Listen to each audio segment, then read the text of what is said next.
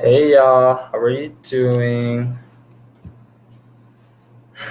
So my name is Joe. I use they, them pronouns. I'm with Democracy for Youth, which is a program under Democracy for All. And I'm our Miami area director as well as the coordinator for Democracy for Youth. And today I am joined with two amazing individuals that are representing our partner organizations. And I'm going to allow them an opportunity to introduce themselves. So I'll open it up to Michi first, and then we'll go to Kristin. And tell us a little bit about you and then about the organization you're with. Definitely. Hey, y'all. My name is Nishi Seard. My pronouns are she, her, hers. I'm a part of Florida Student Power Network, and I'm excited to be in this space talking to y'all and getting a chance to connect with y'all. I'm at Florida Student Power Network. I'm the Membership Engagement Coordinator. Crazy long title, but what that essentially means is that I'm here to support youth in activating their power and organizing themselves in their local, regional communities, and that can look like so many different things. And there's so many ways that you can tap in. And we've been doing this work for the past 6 years and hope to continue expanding across the state. So that's a little bit about me. If y'all want to know a little bit about my personal life, I love reading, I love writing. And that's all I'm going to share for now. So I'm going to pass it over to Kristin. Thank you. I'm Kristin Hart. I work with Girl Power Rocks here in Miami, and I'm the program manager for our Girls Intervention Program Plus, GIPP for short. Girl Power itself has been around for about 21 years. They have a variety of different programs. We are an organization dedicated to serving girls 7 to 17 to empower them to live the best version of themselves. Our mission is changing the world one girl at a time. And my program specifically, we work with girls 13 to 17 who are at risk or have been involved in sex trafficking or have other high-risk behavior. We do social change program after school, Monday through Thursday, with different curriculums and workshops with partners all over Miami, including Democracy for Youth. So that's a little bit about our program. And I have been with the organization not too long, just since March of this year. Before that, I worked with Guardian and Lidum, and I've done a variety of other humanitarian jobs throughout the world. So I'm very passionate about changing the world for the better, and especially working with youth in Miami. Thank you for sharing. That's super exciting. Excited to dive into a little bit more dialogue and to learn more about the work that we're all doing with youth, the necessary work that we're all doing. So I'm also a poet. My poet name is not Joe. It's a lot more artistic. It's Afro-Aboriginal because I come from the Caribbean. I'm Boricua. And yeah, I'm gonna share a piece called Path. So, listen to the words, feel free to react, if anything resonates. But yeah, I'll explain a little bit about the piece after I actually share it. Empty rooms become flooded with sounds and signs. Listen to the foreign language of the drums, tambores, me llama. Especialmente cuando estoy cerca a Yemaya. In hopes of a response, let it be known I'm listening. Los sonidos caress my ears as ancient chants bring my spirit to tears. Hair out, head back, hands up, till they fall down. Recreate sound. You see, ancestors speak to elders that listen, to youth who learn to teach. This is our education. It's not in the system. Get lost in the sound, not in the system. Free your mind. Yes, free your mind. Break mental chains. They stop change. Break mental chains. They stop change. You'll be amazed at what you found or find you. Thought you were lost, only to realize that you're blind. But when you see with sound, what's lost becomes found. You see, answers lie in a mix of contemplation and jazz. Our liberation lies in a mix of poetry and drums. So follow the rhythm. Yes, follow the rhythm. We follow the rhythm. See, follow the rhythm. We follow the rhythm of our hearts. So that's a piece called Path. I wrote that, I don't even know when I wrote it, a few years ago. But, oh yeah, Michi, thank y'all. This is how I imagine a future where children are actually being heard and they actually get education, which is like an experience. It's not just me talking. So yeah, how y'all feel? Did it sound good? Should I continue writing poetry? Should I retire? Yes, Absolutely. That was awesome. yes, I got chills. Like, yes. So I wrote that piece. I used to be part of a Haitian drumming group, actually. So I wrote that piece as I was practicing for a show that we were doing called Egbe Festival. So thank y'all. I like to write sometimes. So we're going to hop into a few questions.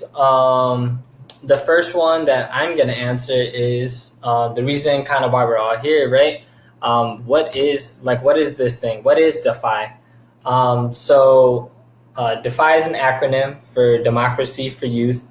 And it's a youth civic engagement program that aims to talk to youth and to engage youth in dialogue around what civic engagement is, specifically from a BIPOC lens in Florida, right? So what has been the role of BIPOC leaders of the BIPOC community here in the state of Florida? Because part of getting our communities to understand why it's important to be civically engaged is to understand what we have done, right? It makes sense.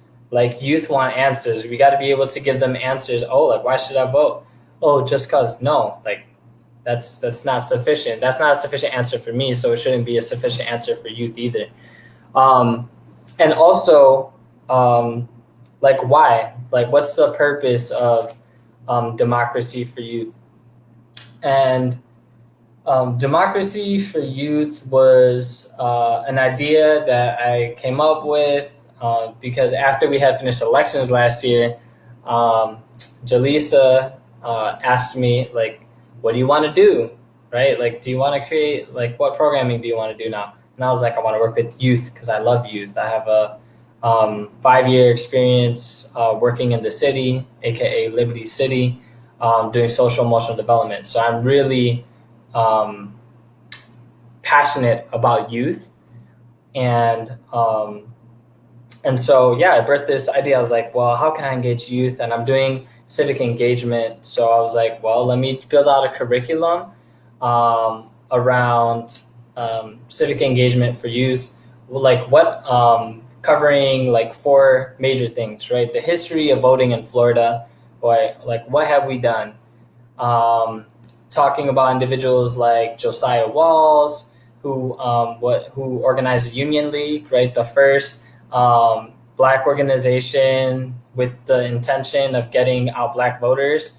And in like the 1860s, was able to get almost 28,000 Black people registered to vote in the state of Florida. He was the first congressman in the state of Florida, the first Black congressman, served 7 years. All the way up to more recently, right, talking about Valencia Gunder and the Smile Trust, Commissioner Nancy Metayer, right? These are individuals that can engage youth in what it means to be civically engaged, because they live that life. They're either organizing, right? They're playing the role of a politician that's accountable to community, and these are really important. We also touch on restorative justice as an alternative to police and prisons, right? We believe our community should have access to healing instead of a punitive system of mass incarceration. So we talk about things like the school to prison pipeline. We also talk about Civics 101, like why is it important to vote? What does voting mean? Is it something that you do every 4 years, or is it something that you can focus on locally that happens every 2 years? And finally, the last thing that we touch on is student rights. So what rights do students have when they enter educational institutions, and how can they organize to ensure that these rights are being respected? And if not, holding people accountable. Because students are people, they have rights and they should be respected. And if we're not empowering our youth, then we're kind of setting ourselves up for a messed up future. And to sum all that up, right, the purpose of Democracy for Youth is, if we want to change the future, we have to engage the future decision makers, the future politicians, the future civically engaged individuals, future organizers, and give them the tools that they need to thrive, to make the world a place that we want to live in. And so that is the intent of Democracy for Youth, and definitely going to keep on expanding. I'm super excited. I'm going to dive into a question.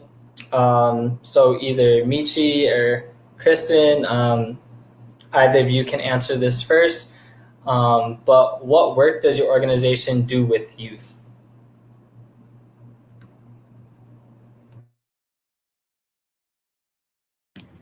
I can start us off. So our work is specific to girls in Miami, like I mentioned, ages 7 to 17. And we have a wide variety of programs. We do after-school program, alternative to outdoor suspension. We have a STEAM summer camp, which focuses on building up those science, math, and those harder skills for our girls. And then we do a girls' choir, which is super fun. And we have the Sister Circle mentoring program, which is also part of what I do for the extension of the program that I run, which is the Girls Intervention Program Plus. And that program, since that's the one that I run the most, it's the one that I'm most passionate about. We work with at promise girls. We call them at promise instead of at risk. And because we do believe that they have promise, they have potential to be, our future leaders and the best version of themselves with a little extra support and love. So we focus on building up their social emotional learning skills, building up their academic skills, their workforce readiness. We focus on restorative justice through art as well. We are involved in 3D printing with Fab Lab, who's another great partner. We work with Christie House to do human trafficking curriculum awareness for them, and just building relationships with other like-minded girls. And then once they finish with us, it's a 12-week program. They go on to our extended program, which I'm sure we'll get into a little bit more, where they are with Joe virtually, learning about the civic engagement, as well as partnered with a mentor who meets with them for 4 hours a month. And that mentor is also a like-minded individual who can help them reach their goals, set goals, and explore different career options and different life choices. So the way that we've been able to build those relationships with people who volunteer their time and their energy to pour into these youth, it could even be taking them out for pie at Fireman Derrick's or letting them shadow them at their job. But that program has been around for quite a while, and it's one of our favorite things that we do, because it involves getting women from all over Miami to come in and invest in our youth and give back in that way. So that is a little bit about the work that we do here in Miami. I'll pass it off to Michi. Thank you, Kristin. Y'all do some awesome work. Definitely would love to connect with you after on the work that you're doing in Miami, because I'm in Miami too. So let me tell you a little bit about Florida Student Pride Network. In my intro, I was able to let y'all know that we've been around for 6 years. We are a relatively new organization, but we've been doing some dope work in the past 6 years that we've been started. So Florida Student Pride Network seeks to center Black and Brown youth in a space and equip them with the tools where they can organize and activate their powers locally within their community. And we envision a world where Black and Brown youth are safe, and they have autonomy over their communities. That's one of the main things that we hope to accomplish. That's the future we see. The way we seek to accomplish that is political education, through organizing, and through issue-based and electoral work. And so, like, we do believe in community organizing, and we do believe in working around civic engagement in the elections. But we don't believe that that happens by itself. We believe that you have to have a two-sided approach in order to achieve that. You can't neglect the community. You can't neglect, the folks, youth, how they're feeling, and only focus on civic engagement. You have to weave all of that in. And so the programs that we have here at Florida Student Power Network seek to address that. And we allow youth to be autonomous in the ways that they develop their projects and participate in the work around organizing and civic engagement. And I can give y'all like a few examples of that. This year, we launched this program called Power University, which is a political education training program that Jill is going to be a part of this fall. Dope program. And Power University is definitely a space where you can get the skills on how to electorally organize.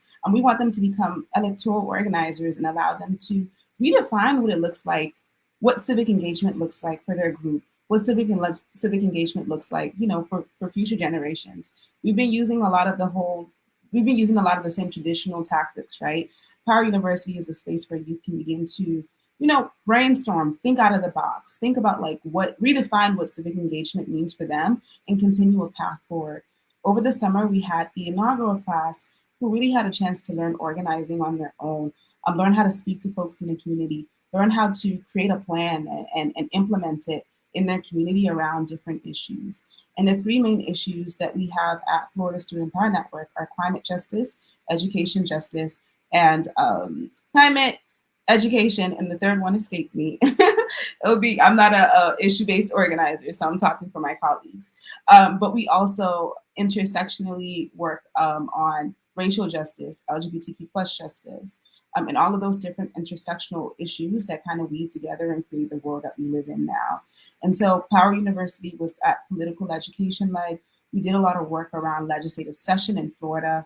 We did a lot of work around immigrant rights when it came to legislative session, supported our allies and partners on HB1, which happened in Florida. And so all of these examples show that we kind of believe in a twofold approach, right? We really have to organize around the issues, but then there's that civic engagement component that we can always tap into. And as we go into 2022, which is a huge election year in Florida, I mean, we have our governor's race, we have down ballot races happening across the state. We really want to make sure that youth are ready. Not ready to just sit at the table and listen to what their elders are saying. No, we want them to be stakeholders at the table, redefining our tactics and ensuring that we get wins for our communities and our people. And so that's a little bit about the work that we got here at Florida Student Power Network. We really believe on centering youth. If I tell y'all my age, I know I act older, but I'm young too.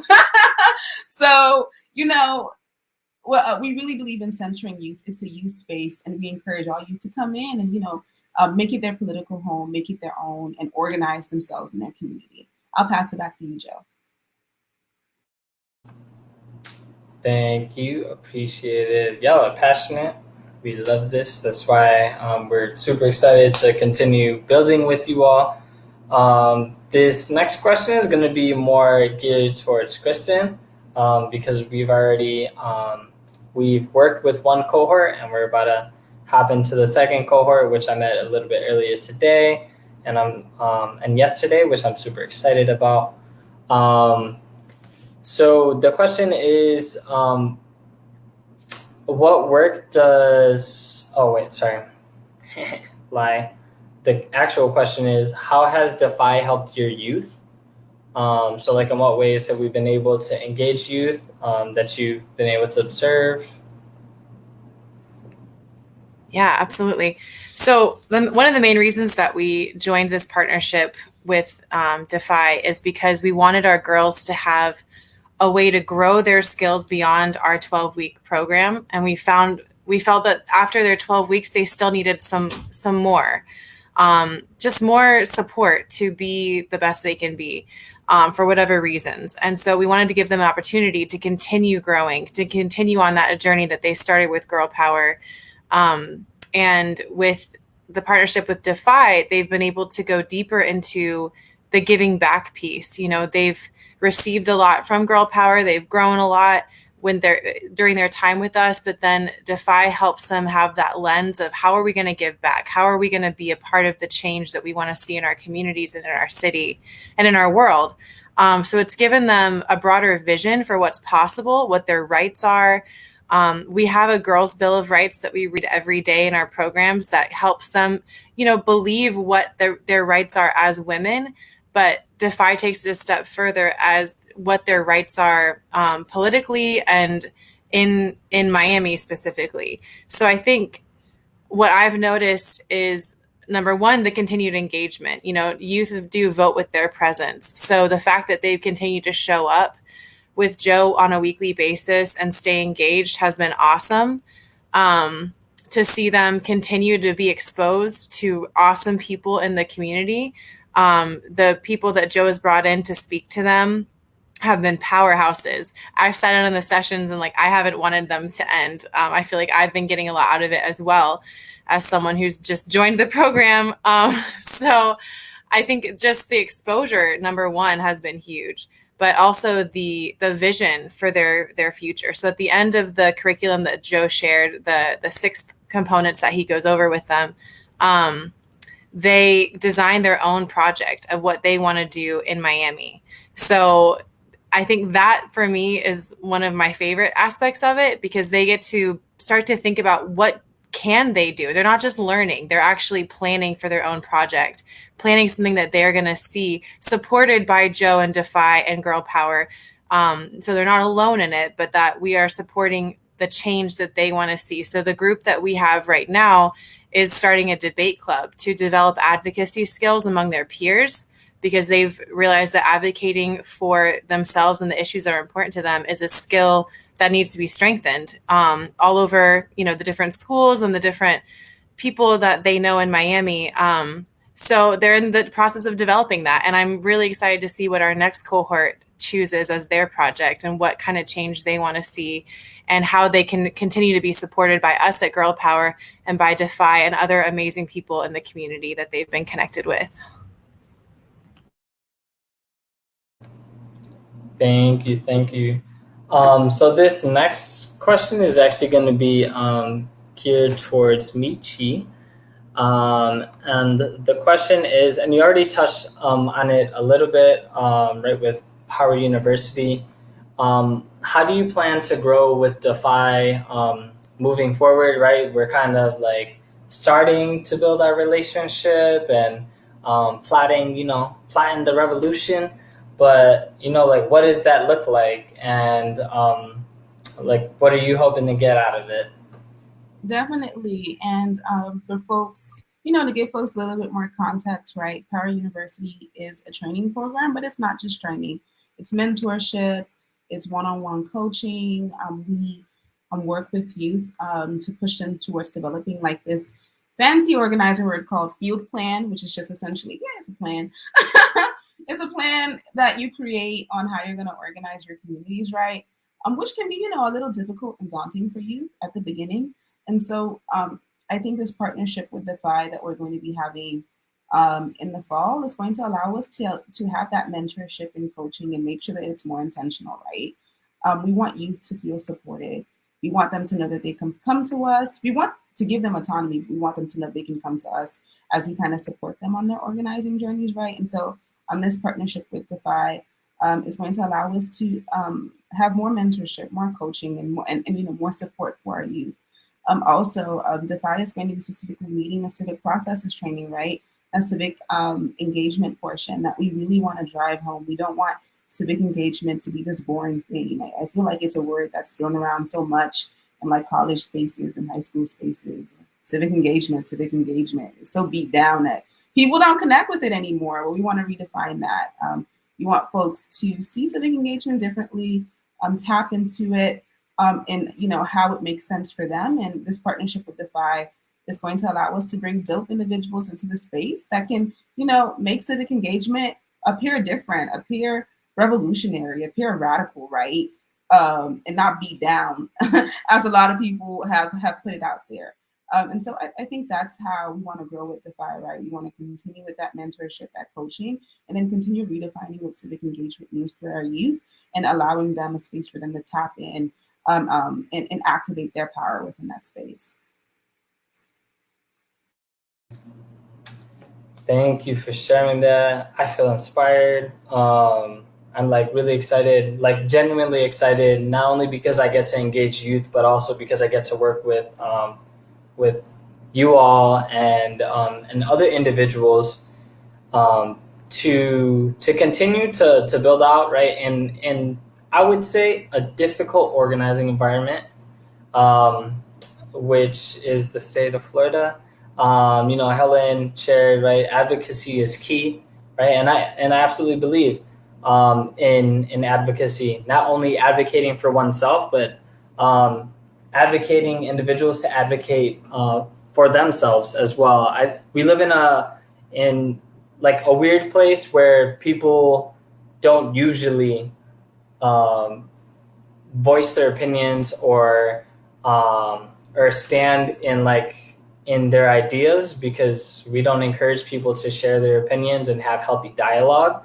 And that's honestly, we need to have dialogue to understand like where we're trying to go and how do we change the things that we don't like. And the younger that we can start that process, the easier it is to make decisions that help make the world a better place.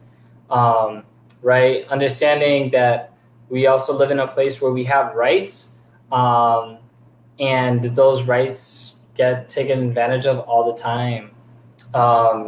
And so we have to be able to advocate for those things. Here at Democracy for Youth, right, our slogan that we're going with is like learn, defy, and change, right? So how can, if folks have not read, I would highly recommend, especially if you're in education, Paulo Freire's Pedagogy, the Oppressed, right? And learning is a process to be understood. Like, I know some things, you all know some things, and together we know more. And so when we're engaging youth, we have to go in with this mindset that I'm not going to tell children, or I'm not going to tell the youth what they should know or what I think I know. I'm going to offer ideas, and then we're going to have some dialogue. It's going to be engaging, because at the end of the day, I don't know everything, and I'm not going to pretend.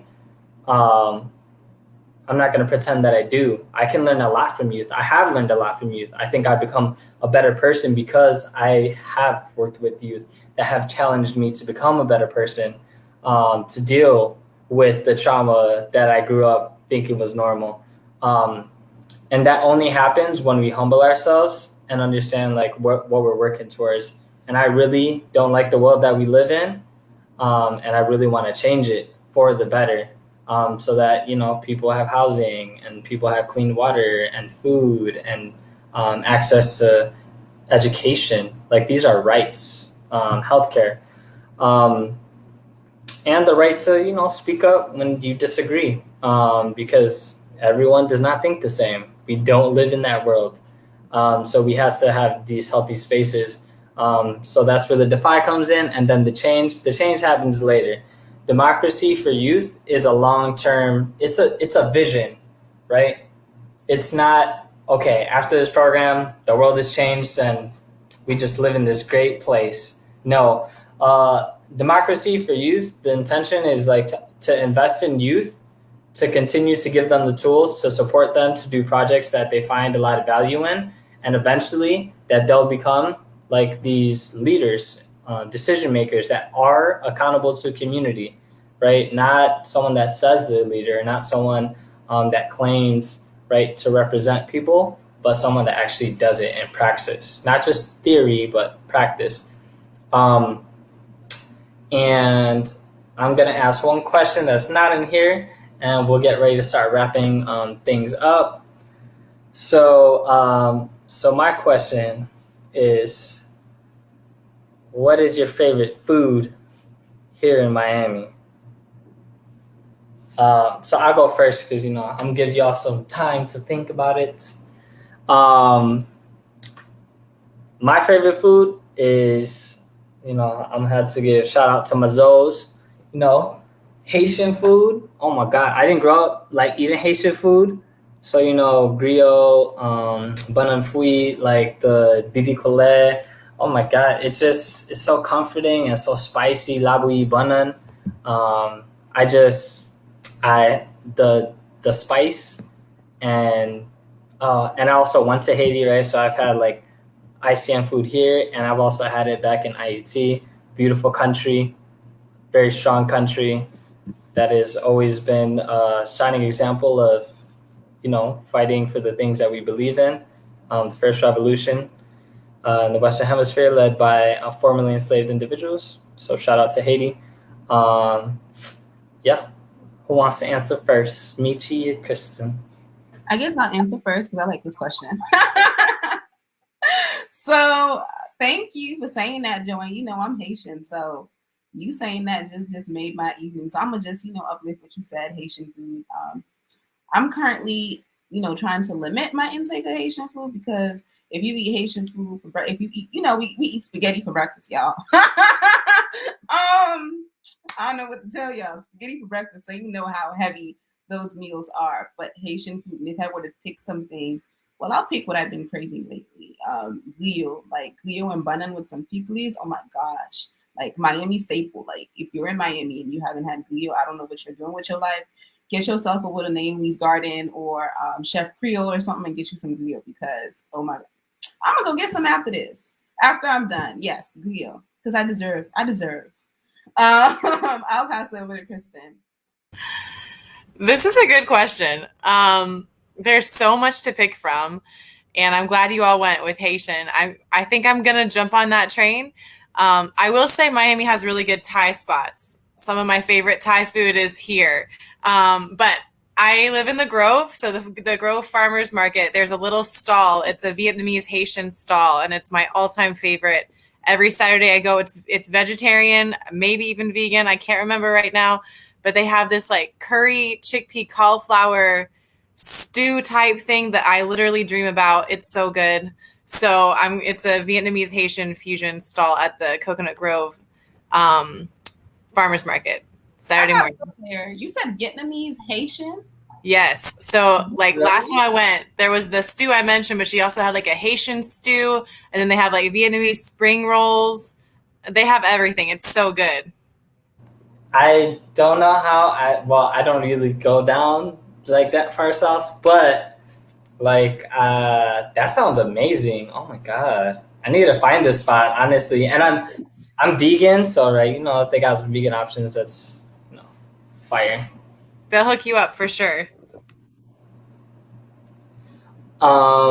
So we're gonna get ready to close things out. So I wanna first of all, actually, what we're gonna do before we close out, I'm gonna make some space for Kristin and Michi to share social media. Where can folks find you? How can they get involved? Like, what things do you have going on that people can jump into?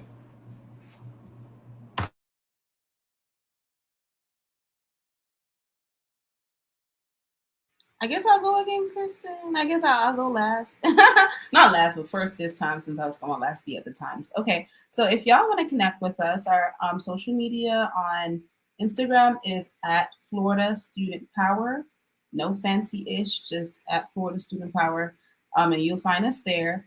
I think they're going to be dropping a link to an interest form if folks want to learn more about like our organizing and our issue-based work, which is climate, education justice, and immigrant justice. See, I remembered all three this time. Tap in with us. And if you are really interested in joining our Power University cohort this semester, awesome program, definitely go to that link and sign up our interest form so we can connect you with the application when it drops next week. And so that's how y'all can reach us and tap in. I'll pass it over to you, Kristin.